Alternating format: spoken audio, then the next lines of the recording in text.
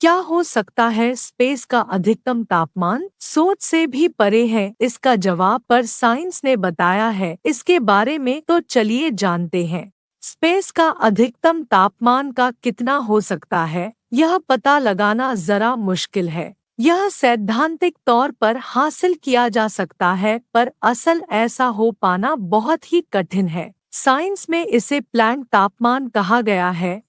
यह सब जानते हैं कि अंतरिक्ष में ऊर्जा तो बहुत होती है, पर उसका एहसास करने के लिए पदार्थ का होना बहुत जरूरी है। तभी तापमान मापा जा सकता है। यह पदार्थ हर जगह नहीं होता है, पर जहाँ पदार्थ हो सकता है तो वहाँ तापमान कितना ज्यादा हो सकता है। यह सवाल ऐसा जिसका जवाब आसान नहीं है, क्योंकि यह एक तरह से ये पता लगाना है।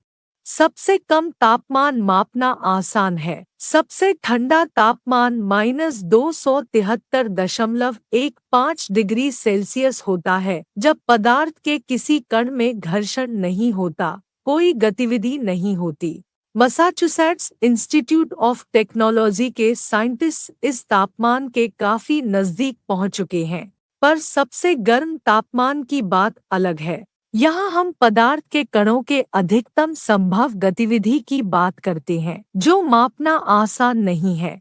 अधिकतम तापमान का मतलब है कि ऊर्जा को अनंत तक ले जाना। सैद्धांतिक तौर पर तो यह संभव है, लेकिन वास्तविक दुनिया या ब्रह्मांड में यह देख पाना असंभव की तरह ही है। सैद्धांतिक तौर पर अधिकतम तापमान की सीमा 142 नोनिलियन, यानी वह संख्या जिसमें एक के बाद 32 शून्य होंगे आएंगे, के बराबर होगी। यह तापमान 142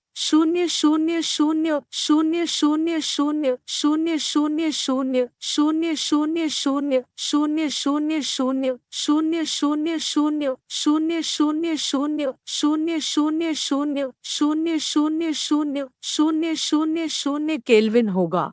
इसमें 273.15 जोड़ दें तो इसका सेल्सियस में मान आ जाएगा। इस सीमा के बाद का तापमान असंभव है, और इसे भौतिकी में इसे प्लैंक टेम्परेचर या प्लैंक तापमान कहा जाता है। यह वह तापमान है जब कण एक तरह का तापीय संतुलन स्थापित कर लेंगे।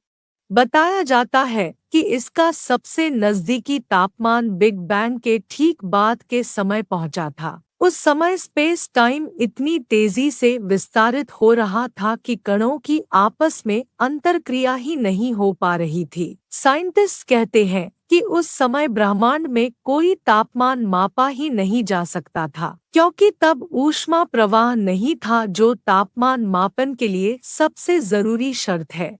तो हमारे प्यारे साथियों, अगर आपको वीडियो पसंद आया है तो वीडियो को लाइक, शेयर और सब्सक्राइब करके बेल आइकन प्रेस जरूर कर देना, ऐसे ही स्पेस से जुड़ी खबरों के लिए। तो चलिए मिलते हैं नेक्स्ट वीडियो में, तब तक के लिए जय हिंद।